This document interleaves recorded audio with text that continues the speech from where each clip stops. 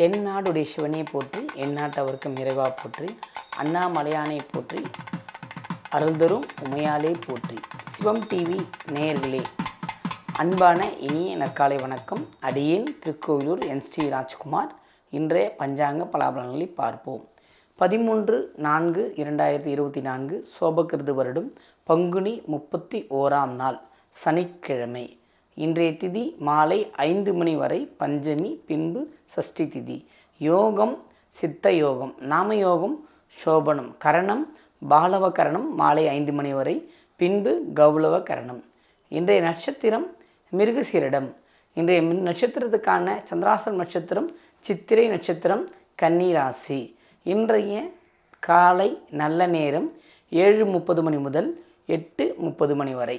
மாலை நல்ல நேரம் 4:30 மணி முதல் 5:30 மணி வரை. கௌரி நல்ல நேரம் 12:30 மணி முதல் 1:30 மணி வரை. மாலை கௌரி நல்ல நேரம் 9:30 மணி முதல் 10:30 மணி வரை. ராகு காலம் 9 மணி முதல் 10:30 மணி வரை. குளிகை மாலை 6 மணி முதல் 7:30 மணி வரை. யமகண்டம் 1:30 மணி முதல் 3 மணி வரை. இன்றைய கிரக நிலவரங்கள்: மேஷத்தில் குரு, மிதுனத்தில் சந்திரன், கன்னியில் கேது, கும்பத்தில் சனி செவ்வாய், மீனத்தில் ராகு, சுக்கிரன், புதன், சூரியன். அதாவது கிரக நிலவரங்கள். இன்றைய நாள்னா எப்படி சொல்லலாம் அப்படின்னா, தைரியம் பயம் இது ரெண்டுத்துக்கும் என்ன வித்தியாசம்னு எல்லாருக்கும் தெரியும். அதாவது பயத்தை விட 100 மடங்கு உயர்வானது தைரியம். அந்த தைரியத்தை பிடிச்சிக்கிட்டோம் அப்படின்னாவே எல்லாத்துலேயும் விரையேற்றி அடையலாம். அதாவது சென்ற வருடம், இப்போ சோபகிருது வருடத்தோட கடைசி நாள் இன்றைய நாள். அதாவது இந்த நாளை நம்ம பார்த்துருக்கோம். அந்த சோபகிருது வருடமே முழுமையும் முடிஞ்சிருக்கு. இந்த கடைசி நாளில் என்னங்கய்யா இருக்குது அப்படின்னா, இந்த கடைசி நாள் அப்படிங்கிறது யாருக்கு? காலண்டரில் இருக்க ஒரு தேதிக்கு. அப்படி இல்லை, நம்ம இந்த வருடத்தில் நம்ம என்னென்னலாம் செய்திருக்கிறோம், என்னென்னலாம் செய்யலை, ஒரு நமக்குள்ளேயே ஒரு அனலைஸ் பண்ணிக்கிறது தானே. ஒரு முடிவை நம்ம என்னன்னு தெரிஞ்சுக்கலாம்.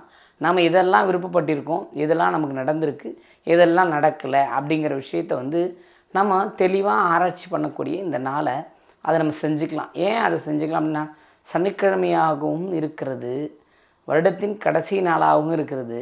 அதாவது எப்படி நீங்கள் ஒரு ஆங்கில புத்தாண்டுக்கு முக்கியத்துவத்தை கொடுத்து சில விரயங்களை செய்து அதை மகிழ்வுன்னு கொண்டாடுறீங்களோ, அதுபோல் தமிழ் புத்தாண்டுக்கு விரயம் செய்ய தேவையில்லை. மகிழ்ந்து ஆடை அணிந்து ஆலய வழிபாட்டுக்கு மேற்கொண்டு நம்ம மனசு ஒரு முயற்சியில் இறங்குனீங்கன்னா, இந்த தமிழ் வருடங்களில் அந்த முதல் நாளில் செய்யக்கூடிய ஒரு விஷயங்கள்லாம் அபரிதமான ஒரு வெற்றியை நமக்கு தேடித்தரும்.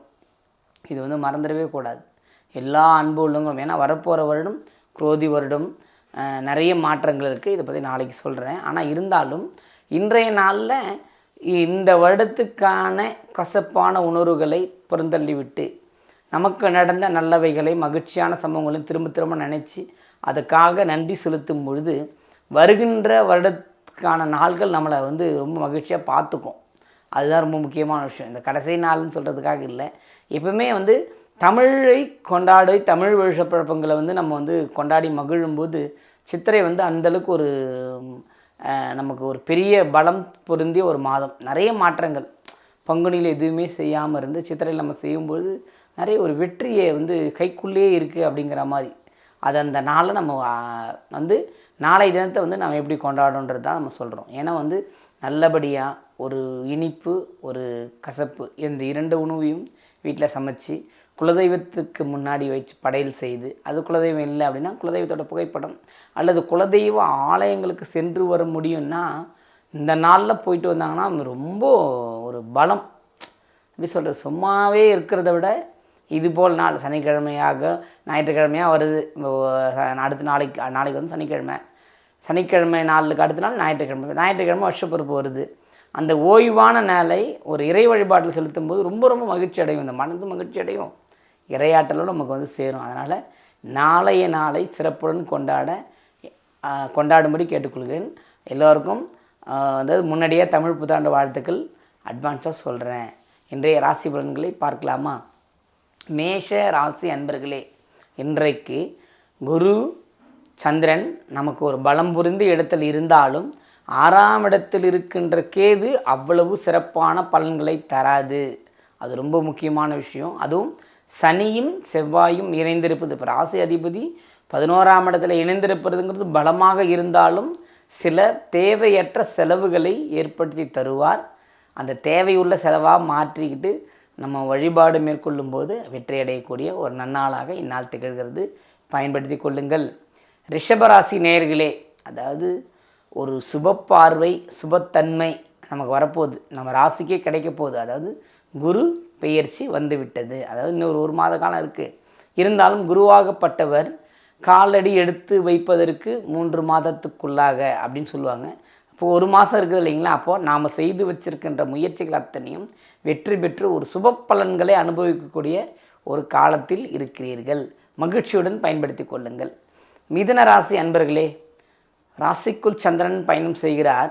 இருந்தாலும் நட்பு வட்டத்தில் பகை ஏற்படாமல் பாதுகாத்து கொள்ள வேண்டும். நட்பு வட்டத்தில் பாதுகாப்பு அப்படின்னா, நீங்கள் செய்கிற முயற்சியில் அவங்களோட குறுக்கீடுகள் ஏதாவது இருக்கும், தலையீடுகள் ஏதாவது இருக்கும், கொஞ்சம் சஞ்சலமாக இருக்கும். அதுபோல் அண்ணன் மூத்தவர்களால் நமக்கு ஏதோ சின்ன தொந்தரவுகள் ஏற்படுகிறதுக்கான வாய்ப்பு இருக்குது. அதனால் நட்பை மட்டும் பாராட்டி விட்டு உறவுகளை உதாசீனப்படுத்தக்கூடாது. அதுதான் உங்களுக்கு ரொம்ப முக்கியமான விஷயம். அதை பயன்படுத்தி வெற்றி அடையுங்கள். கடகராசி நேயர்களே, அதாவது புகழின் உச்சத்துக்கு சென்று உச்சத்தை அடையக்கூடிய ஒரு வாய்ப்பு உங்களை தேடி வருகிறது. அந்த வாய்ப்பை கரெக்டாக பயன்படுத்திங்க. வருகின்ற காலம் உங்களுடைய வாழ்க்கைக்கு ஏற்றது ஒரு காலமாக இருக்கும். பயன்படுத்தி வெற்றி அடையுங்கள். சிம்ம ராசி நேயர்களே, எதையும் பண்ணக்கூடாது, அமைதியாக இருக்கணும். ஏன்னா நேர காலம் அப்படி இருக்கிறது. 2ஆம் இடத்தில் இருக்கிற கேது எப்பொழுதும் வார்த்தையிலேயே ஒரு விரக்தியை ஏற்படுத்தி கொடுத்துக்கிட்டே இருக்கார். என்ன சாப்பிட்டீங்க? என்னமோ சாப்பிட்டேன். தூங்குனீங்க? என்னமோ தூங்குனேன்னு சொல்லி ஒரு விஷயத்தையும் ஒரு விரக்தியாக பேச சொல்லும். அந்த விரக்தியாக பேச சொல்கிறது வந்து எதுக்குன்னா, நீங்கள் அமைதிப்படுத்திக்கணும். முதல்ல உங்களை நீங்கள் ஃபஸ்ட்டு அமைதிப்படுத்திக்கணும். படுத்திங்கன்னா இந்த மாதிரி விஷயம்லாம் பேச மாட்டீங்க. நீங்களே அப்படி தான் பேசுவீங்க. நல்லா இருக்கேன்னா ஒரு உச்சி கொட்டுவாங்க. அதுக்கு என்ன அர்த்தனே தெரியாது. அந்த மாதிரி இருப்பாங்க சிம்மராசினியக்காரங்களாம். என்னமோ இருக்குன்னு அர்த்தமா இல்லை நல்லா இருக்குன்னு அர்த்தமானே தெரிஞ்சுக்க முடியாது. அதனால் மனதளவில் மாற்றங்களை ஏற்படுத்தி அமைதியுடன் வாழக்கூடிய ஒரு நாள். நாளைய நாளை நல்லபடியாக செலவு செய்யுங்கள். குலதெய்வ வழிபாடு மேற்கொள்ளுங்கள். வெற்றியடையலாம். கன்னி ராசி அன்பர்களே, உங்களுக்கு மிகப்பெரிய யோக பலன்களை செய்ய குரு பகவான் காத்து கொண்டிருக்கிறார். ரொம்ப விசேஷமான பார்வை. குருவின் 5ஆம் பார்வை வரப்போகிறது. பார்வை வரும் முன்னே உங்களுக்கு சில வெற்றிகளை கொண்டு தருவார். வெற்றின்னா உடனே ஒரு போர் புரியும் வெற்றி அடையோன்னா இல்லை, மனசு சந்தோஷப்படும். ஃபஸ்ட்டு விஷயம், தேவையானதை உங்களுக்கு தேடி வரும். அதுதான் அது வந்து இப்போ வரப்போகுது. அது மகிழ்ச்சியோடு கொண்டாடி பெற்றுக்கொள்ளுங்கள். அதுவும் சனியின் பார்வை, சனி இருக்கிற இடம் உங்களுக்கு வந்து ரொம்ப ஒரு பர்ஃபெக்ஷனான இடம். அதனால் வந்து கம்பல்சரியாக வந்து நீங்கள் வந்து சிவாலயம் சென்று சனீஸ்வர பகவானோட நவகிரகத்தில் போய் ஒரு விளக்கு ஏற்றும்போது இன்னும் பல அதிரடியான நன்மைகள், முடிவுகள்லாம் உங்களுக்கு கிடைக்கும். கடன்கள் ஒழியக்கூடிய காலம் வெகு விரைவில் வந்துவிட்டது. காத்திருங்கள். துலாம் ராசி அன்பர்களே, நன்மை நடக்குமா அப்படின்னு எதிர்பார்த்துக்கிட்டு இருந்தீங்க. உங்களுக்கு நன்மை உங்களை தேடி வந்துக்கிட்டு இருக்கு. நன்மை உங்களை தேடி வருதுன்னா எப்படி? கிரகங்கள் மூலமாக தான். கேது இருந்து பாடாப்படுத்தி இப்போ தானே அவர் போனார். போனதுக்கப்புறம் குரு உங்களோட 2ஆம் இடத்தை பார்க்குறாரு. உங்கள் ராசியை பார்த்தாலுமே அவ்வளோ சிறப்பாக இல்லை அப்படின்ற மாதிரி சொல்லக்கூடிய நிலையில் தான் நீங்கள் இருக்கிறீங்க. அது காரணம் என்னென்னா, நீங்கள் ஒருத்தரை பார்த்து நான் எடை போட்டுட்டேன், அவங்க இப்படி தான் சொல்கிறதுங்க இல்லைங்களா? அது மிக மிக தவறு. பார்ப்பதை வேறு, ஆராய்ச்சி செய்வது உணர்வது வேறு. அதை கொஞ்சம் நல்லா பார்த்துக்குங்க. கண்டு உணர்ந்து பயன்படுத்துங்க. அப்போ நீங்கள் நன்மை அடைவீங்க. விருச்சிக ராசி நேயர்களே, வாழ்க்கையில் சிலதை இழந்து தான் இன்னொன்றதை பெற முடியும். நான் கொடுத்துட்டேன், ஜனங்களை பற்றி புரிஞ்சுக்கிட்டேன்னு வேணால் சொல்லலாம்.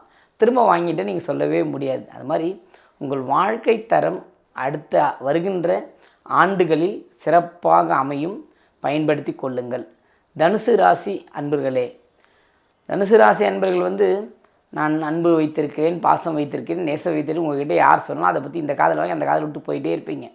எனக்கு அன்பும் வேணாம், பாசமும் வேணாம், எனக்கு தேவை பணம், எனக்கு தேவை வேலை, எனக்கு தேவை உழைப்பு, தன்னோட குடும்பம் தான் அப்படிங்கிற விஷயத்துக்குள்ளே கவனமாக இருப்பீங்க. அதையே பயன்படுத்துங்க. வாழ்வில் மிகவும் மிகவும் வெற்றி அடைந்து கொண்டே செல்லலாம். மகர ராசி அன்பர்களே, அதாவது மகரத்தை பொறுத்தவரையில் வாக்குஸ்தானத்தில் சனீஸ்வர பகவான், அதாவது தன் வீட்டுக்காரர் பக்கத்து வீட்டில் போய் உட்காந்துக்கிட்டு இருக்காரு. அவருக்கும் அதுவும் சொந்த வீடு தான். அதனால் குடும்பத்துக்குள்ளே நிறைய ஒரு கலக்கம், பயம் செல்லும். ஆனால் உயர்வடையக்கூடிய ஒரு வாய்ப்பு உங்கள்கிட்ட இருக்குது. அதை பயன்படுத்துங்க, வெற்றி அடையலாம். கும்பராசி அன்பர்களே, ஒரே கவலையாக இருக்குது. என்ன நடக்கும், ஏது பண்ணுன்றலாம் இல்லை. நீங்கள் பிளான் பண்ண விஷயங்கள் அனைத்தும் சிறப்பாக நடக்கும். அதாவது உங்களோட முடிவு, நீங்கள் ஒரு விசேஷத்தை, குடும்ப விசேஷத்தை இப்படி தான் நடத்த வேண்டும் என்று முடிவு செஞ்சுருப்பீங்க. அந்த விசேஷத்தில் நீங்கள் தலைவராக இருப்பீங்க. அப்போ நீங்கள் உங்களை முன்னிறுத்தும் போது அந்த விசேஷம் நல்லபடியாக நடக்கும். அதை பற்றி கவலையே படாதீங்க. மீன ராசி அன்பர்களே, அதாவது இப்போதைக்கு வார்த்தையில் கவனமாக இருக்கணும்னு சொல்லியிருக்கிறேன். தடைப்பட்டு கொண்டு இருக்கிற வேலை இன்றைக்கி தடையாகவே இருக்கும். அது எந்த முயற்சி நடக்காது. 4 கிரக சேர்க்கைகள் ஒரு விதமான வெற்றியை கொடுக்கக்கூடிய இடத்துல தான் இருக்குது. அந்த வெற்றியை கொடுத்தாலுமே உங்களுக்கு அதெல்லாம் பத்தாது. சொல்லுவாங்களே ஒரு படத்தில் கூட, பத்தலைன்னு சொல்லுவார் அந்த ஹீரோ. அந்த மாதிரி நீங்கள் எது கொடுத்தாலுமே அடுத்தது பத்தலைன்னு தான் சொல்ல போகிறீங்க. அதனால் இன்றைக்கி கொஞ்சம் தடையாக இருக்குது. வருகின்ற புது வருஷத்தை நல்ல வளமையோடு கொண்டாடுங்க. சிறப்பாக நீங்கள் இறை வழிபாட்டை பண்ணுறதுல பெரிய ஆள். நீங்கள் அந்த இறைவனுக்கே நீங்கள் வழிகாட்டுற மாதிரி இருக்கும் நீங்கள் பண்ணுற பூஜைலாம் பார்க்கும்போது. அதனால் மனசு ஒருமித்தத்தோடு இருந்து நிறைய பூஜை புனஸ்காரங்கள் செய்து வெற்றியடையுங்கள். அனைவருக்கும் தமிழ் புத்தாண்டு நல்வாழ்த்துக்கள். வாழ்க வளமுடன், வாழ்க வையகம்.